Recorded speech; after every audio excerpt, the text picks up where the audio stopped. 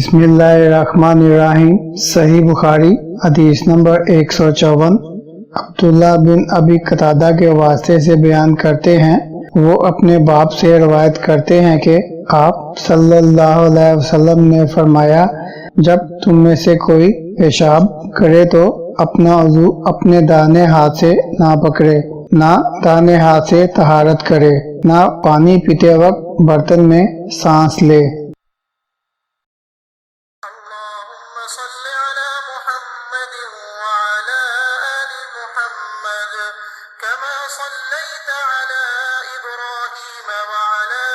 آل إبراهيم إنك حميد مجيد اللهم بارك على محمد وعلى آل محمد كما باركت على إبراهيم وعلى